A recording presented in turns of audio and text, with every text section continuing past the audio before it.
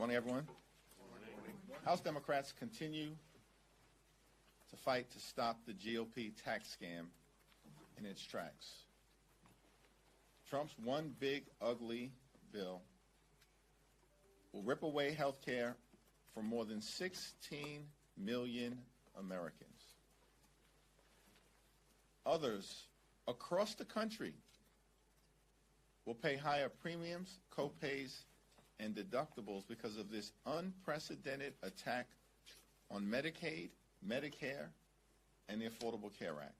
Hospitals will close, nursing homes will shut down, and people will die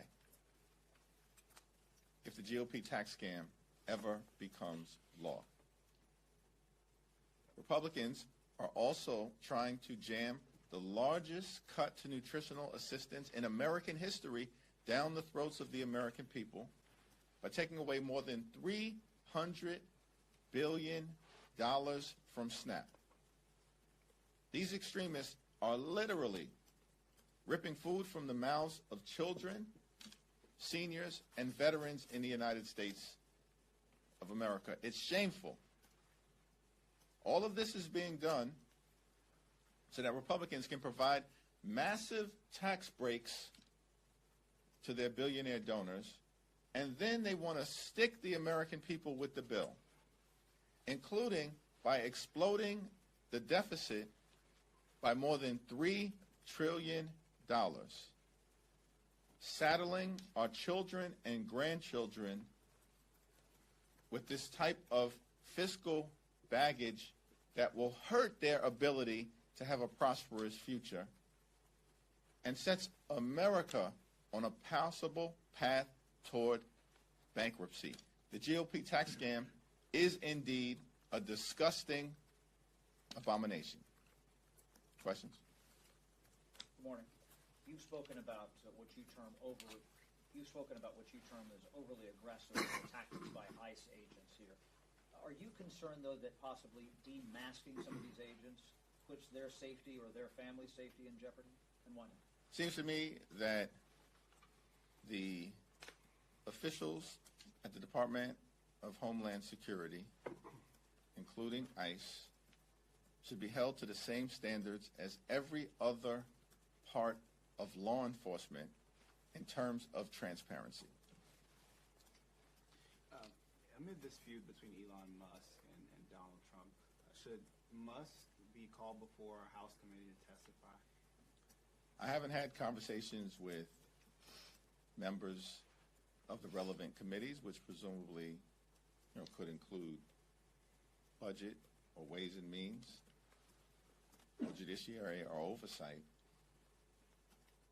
And until I have those conversations, I don't think there's much more to add. Right now, we're focused on killing the bill. The GOP tax scam hurts everyday Americans and rewards billionaires. That's not what we should be doing at this moment in time in the United States of America. We should be building an affordable economy that lowers costs for hardworking American taxpayers. The GOP tax scam, this one big, ugly bill, does the exact opposite. It will raise costs and increase the financial burden on hardworking American taxpayers. That's what we're focused on as House Democrats and in support of the efforts of Senate Democrats to stop the one big, ugly bill from ever becoming law. Thanks. Are you concerned that cutting PEPFAR funding, that's something that the White House has proposed in the rescissions package, is going to set the United States back as a leader on the global effort to eradicate HIV/AIDS? What's your take? What's your message during Pride Month to folks out there who are concerned that the United States has been a leader with PEPFAR on HIV, but that's at risk now with the Republicans putting forward this rescissions package? The effort to eradicate HIV and AIDS in sub-Saharan Africa and across the country, as led by the United States of America through PEPFAR, has been a phenomenal success. It's inhumane to abandon the PEPFAR effort. And this is a a program that was put into place in a bipartisan way, led by President George W. Bush in partnership with leaders in the House of Representatives like Barbara Lee. It's shameful that because of their ideological extremism, Republicans are trying to crush the PEPFAR program, which ultimately helps the health, safety, and well-being of the American people by crushing HIV and AIDS. All of these efforts by the Trump administration to attack our public health successes, both here and abroad, put the American people in danger. And that's one of the reasons why House Democrats will be strongly opposed to the reckless Republican rescissions package. Thanks. Go to the back. You got it. So some Democrats have said that they agree with Elon Musk when it comes to the bill. Do you think there's an opportunity here for Democrats to extend the hand to Musk, sort of bring him into your corner? Is that something you'd be interested in? The opportunity that exists right now is to kill the GOP tax scam. It's legislation that we have been strongly opposed to and uniformly opposed to from the very beginning. Every single Democrat since February has voted against this one big ugly bill because it hurts everyday Americans. It rips health care away from millions of people. It snatches food out of the mouths of hungry children, and it rewards billionaires and their donors in ways that are fiscally irresponsible. To the extent that there's opportunity here, first and foremost, it begins with the effort to stop the GOP tax scam from ever becoming law. Thanks. Just put a finer point on that.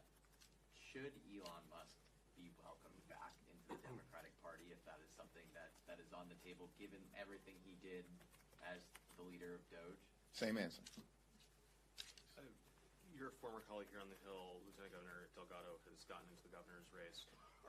What do you make of that? Is that a wise move? Do you welcome that? And from the perspective of next year, are you planning to stand behind Hochul regardless of any primary challenge?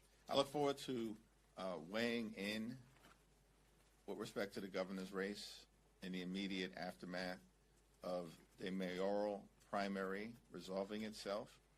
Governor Kathy Hochul has been a great partner to House Democrats and an important leader of our state during challenging times. And she just delivered a transformational budget that is going to lower costs for New York residents, keep us safer, and lays down a foundation for a more prosperous future in New York. Leader Jeffries, do you think that Musk's departure will change anything with the White House? Do you think Doge will scale back? Is this a positive development for you? That's all an open question that needs to be evaluated over the next few weeks and next few months. Our position on a lot of the efforts of this Trump administration and what took place during the first 100 days remains clear. The first 100 days of the Trump administration and beyond throughout his presidency have been characterized by chaos, cruelty, and corruption. And at this moment in time, we're going to do everything that we can to stop the GOP tax scam from ever becoming law because it hurts the American people. And beyond that, we'll continue to push back against the far-right extremism that has been unleashed on the American people by the Trump administration in an extraordinary way, including efforts to dismantle the federal government as we know it and the attacks on veterans in particular, which is unacceptable, unpatriotic, and un-American. So nothing has changed in that regard. We continue to push back whenever and wherever necessary against the extremism that Donald Trump and compliant Republicans in the House have unleashed on the American people. And to the extent that there are former members of the Trump administration, as has been the case now for years, that actually have a greater degree of clarity about the downsides of Trumpism in the United States of America, we welcome continued conversations with those former members. Thanks. My question is in President Trump's foreign policy towards Middle East and Iran. What is your stance on current negotiation between President Trump and Iran on nuclear program? Well, with respect, we don't have a great deal of visibility into what President Trump is trying to accomplish in terms of the current negotiations with Iran. Iran should never be allowed to become nuclear capable. And to the extent that there's an agreement that is reached that is designed to build upon the JCPOA, it should be longer and stronger than what had previously existed, and should be done, in a manner that is verifiable and resilient. Thank you, Mr. Leader. If the aim is to kill Trump's bill, then how can Democrats right now strategically, tactically take advantage of this very public break between Donald Trump and Elon Musk? We have to keep the pressure on House Republicans and Senate Republicans to do the right thing and vote in the best interest of the people that they represent, which means voting against Trump's one big ugly bill. To the extent that Elon Musk has made the same point,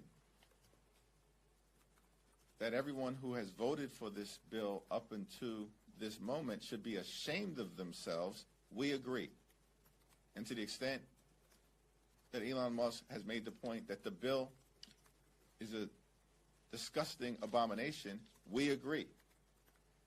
And to the extent that Elon Musk has made the observation about the GOP tax scam, that it is reckless and irresponsible to explode the deficit by more than $3 trillion, and that potentially could set our country on a path toward bankruptcy, we agree. These are arguments that Democrats have been making now for months. And it's the reason why every single House Democrat strongly opposed the GOP tax scam, and why every single Senate Democrat is opposed to this one big ugly bill. Therefore, at this moment, we just need a handful of Senate Republicans to do the right thing in opposing the GOP tax scam. And the reckless budget that limped barely out of the House of Representatives. We only need 4. And in fact, because it is likely that the junior senator from Kentucky will remain a hard no, we only need 3 additional Senate Republicans, and we can kill the bill. That's our focus right now. It's all hands on deck in that effort, and to the extent that the developments of this week will make it more likely that we can kill the GOP tax scam, that's a welcome development. Thank you, Mr. Leader. There's obviously a limited number of ways that the House minority can prevent legislation from coming to the floor. What strategies are you suggesting to your Senate colleagues on ways to delay, prevent legislation from coming to the floor, whether it's this or rescissions? Well, the next step in terms of the process related to Donald Trump's one big ugly bill will be to make the most powerful arguments possible to the Senate parliamentarian to strip out the extreme provisions that did not ever belong in a budget reconciliation bill. That's the next step in the process, and as I understand it, that can happen as early as next week. And I'm very confident in the ability of Leader Schumer and Senate Democrats to make the most forceful case possible. Congressman Al Green is speaking on the House floor right now about impeaching President Trump. Have you had the chance to talk to him about his resolution? Should he still bring that forward? I have not. Thank you, Mr. Leader.